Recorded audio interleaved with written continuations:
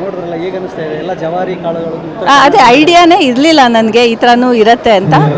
ಚೆನ್ನಾಗಿ ಅನಿಸ್ತಾ ಇದೆ. ಸಿರಿಧಾನ್ಯಗಳು ಸಿರಿಧಾನ್ಯ ಆರೋಗ್ಯಕ್ಕೆ ಒಳ್ಳೆಯದು ಆ್ಯಂಡ್ ಅನ್ಪಾಲಿಶ್ಡ್ ಇರೋದೆಲ್ಲ ನೋಡ್ತಾ ಇದ್ದೀನಿ.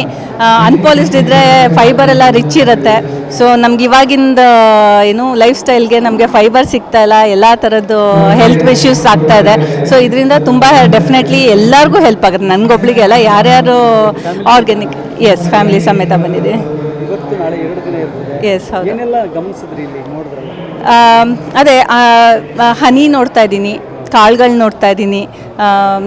ತುಂಬ ವೆರೈಟಿ ಆಫ್ ಕಾಳುಗಳಿದೆ, ನನಗೆ ಹೆಸರು ಕೂಡ ಗೊತ್ತಿಲ್ಲದಲೇ ಇರೋವಂಥ ಕಾಳುಗಳಿದೆ. ಒಂದೇ ಥರದ್ದು ಅಕ್ಕಿಲೇ ಎಷ್ಟೊಂದು ವೆರೈಟಿ ನೋಡ್ತಾ ಇದ್ದೀನಿ. ಅದೇ ಥರ ಬೇರೆ ಬೇರೆ ಕಾಳುಗಳಲ್ಲೂ ನಾವು ಒಂದು ಪರ್ಟಿಕ್ಯುಲರ್ ಅಂದ್ಕೊಂಡಿದ್ರೆ ಅದರಲ್ಲೇ ತುಂಬ ಡಿಫ್ರೆಂಟ್ ಸ್ಪೀಸೀಸಲ್ಲಿ ಇದೆ. ಚೆನ್ನಾಗಿದೆ. ಇತ್ತೀಚಿನ ನಗರವಾಸಿಗಳೇ ಕೆಲವು ನಮ್ಮ ರೈತರು ಬೆಳೆಯುವಂಥ ಪದಾರ್ಥಗಳ ಬಗ್ಗೆ ಪರಿಚಯನೇ ಇಲ್ಲ. ಈ ಥರ ಮೇಳ ಮಾಡೋದ್ರಿಂದನೇ ನಮ್ಗಳಿಗೆ ಅದರದ್ದು ನಾಲೆಜ್ ಸಿಗೋಕ್ಕೆ. ಈಗ ನಮ್ಮ ಮಗನ ಕರ್ಕೊಬಂದಿದ್ದೀನಿ, ಅವ್ರುಗಳ್ಗಂತೂ ಏನೇನೂ ಗೊತ್ತಿರಲ್ಲ. ಎಲ್ಲಿಂದ ಸಿಗುತ್ತೆ ಕಾಳು ಅಂದರೆ ಅಂಗಡಿಲಿ ಸಿಗುತ್ತೆ ಅಂತ ಅಷ್ಟೇ ಗೊತ್ತು. ಹೇಗೆ ಬೆಳೀತಾರೆ ಎಲ್ಲ ಗೊತ್ತಿರಲ್ಲ, ಹೆಂಗೆ ಕಾಣುತ್ತೆ ಅಂತ ಗೊತ್ತಿರಲ್ಲ.